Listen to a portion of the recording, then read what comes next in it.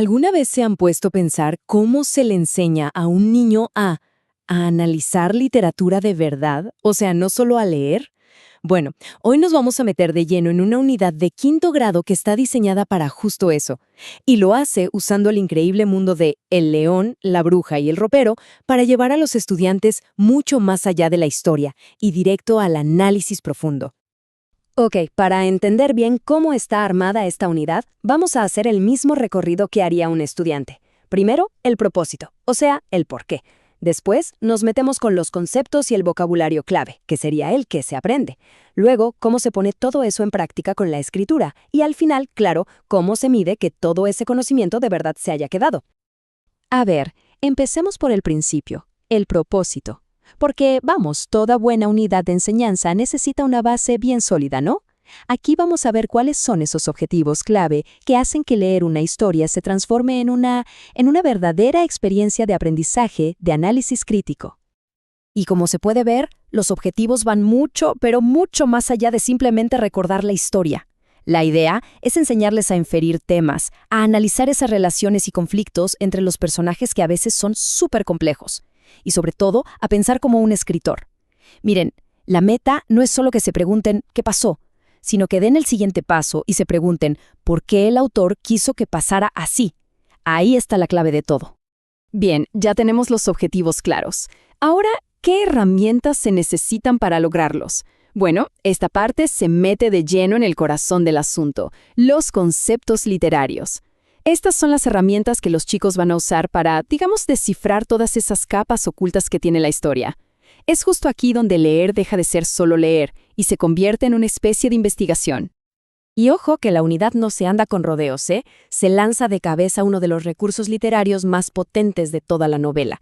Es un concepto que es fundamental para poder entender el significado más profundo de la obra. ¿De qué hablamos? De la alegoría. Y ahí está, la alegoría. ¿Qué es exactamente? Pues miren, no es solo una historia, es como una historia que funciona en dos niveles al mismo tiempo. Por arriba, en la superficie, tienes los personajes, la aventura, todo eso. Pero por debajo, cada personaje, cada evento, es en realidad un símbolo que representa ideas más grandes, más universales, como el bien, el mal, la verdad, la redención. El ejemplo perfecto que usa la unidad para que esto quede súper claro es Aslan. Se va guiando a los estudiantes para que vean cómo su personaje funciona como una alegoría bíblica de Jesús. Se pone el foco en su sacrificio para salvar a Edmund, que lo había traicionado, y, por supuesto, en su resurrección. Esos son los puntos clave para entender todo el simbolismo que hay detrás.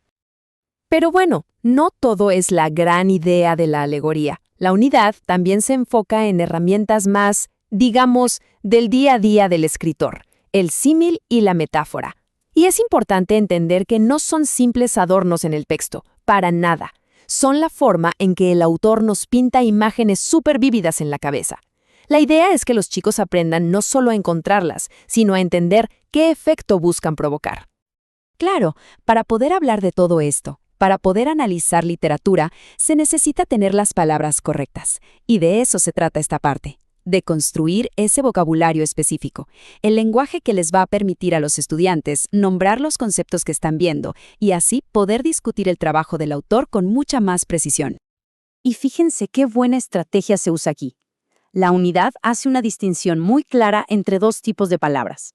Por un lado, el vocabulario académico, como alegoría o metáfora, que les va a servir para analizar cualquier libro en el futuro. Y por otro, el vocabulario específico de Narnia. Palabras como ropero o dominios. Esto es genial, porque se asegura de que aprendan tanto el lenguaje universal del análisis como el que les ayuda a sumergirse de lleno en este mundo en particular. Pero el análisis se pone todavía más detallado, ¿eh? Llega al punto de examinar la elección de una sola palabra. Por ejemplo, la unidad se detiene y pregunta, a ver, ¿por qué C.S. Lewis usó la palabra engullir para describir cómo Edmund se comía las delicias turcas? Podría haber dicho comer, pero no. Eligió engullir. ¿Por qué? Y la respuesta es que en la buena literatura casi no hay palabras puestas al azar. Engullir no solo nos dice cómo comía, nos revela muchísimo sobre el carácter de Edmund en ese momento, su egoísmo, su falta de control, lo vulnerable que era la tentación. Es increíble. Es una pequeña clase maestra de cómo una sola palabra puede contar toda una historia. Ok, entonces, entender los conceptos y tener el vocabulario es un paso gigante, pero usarlos para construir un argumento propio, eso ya es otro nivel.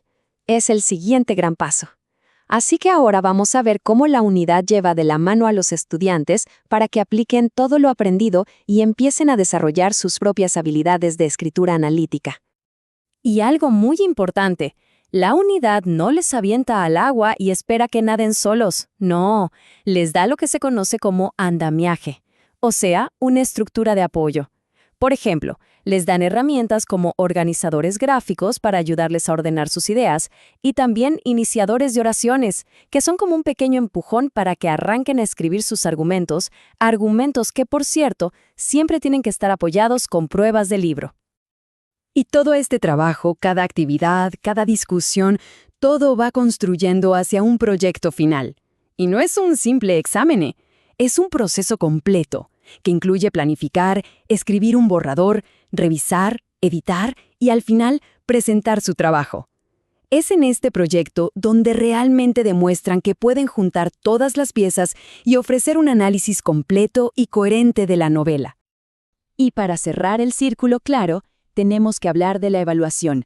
Porque ¿cómo sabemos que los estudiantes de verdad aprendieron y dominan estas habilidades? Bueno, esta última parte nos muestra exactamente eso. ¿Cómo se mide el aprendizaje para asegurar que se cumplieron todos los objetivos de la unidad? La estrategia de evaluación es súper completa. Tiene como dos partes. Por un lado están las evaluaciones formativas, que son como chequeos rápidos durante el camino, pequeñas pruebas para ver cómo van y si el profesor necesita ajustar algo. Y por otro lado está la evaluación sumativa, que es, digamos, el gran examen final. Esa mide todo lo que se aprendió al terminar la unidad.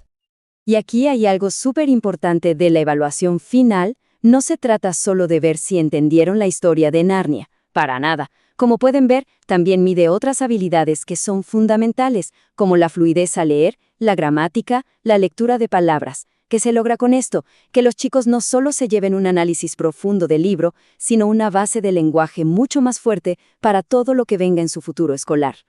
Entonces, como vimos a lo largo de este recorrido, esta unidad es muchísimo más que solo leer un libro. Es todo un sistema, diseñado con mucho cuidado, que conecta objetivos, conceptos, habilidades y evaluación. Es la prueba de que si nos enfocamos de verdad a profundidad en un solo texto clásico, se puede construir todo un universo de aprendizaje crítico. Y esto, claro, nos deja con una pregunta para pensar, ¿no? ¿Cuál es el verdadero poder que tiene, en la educación, el ir despacio y profundo, en vez de rápido y por encima? Una buena reflexión para el final.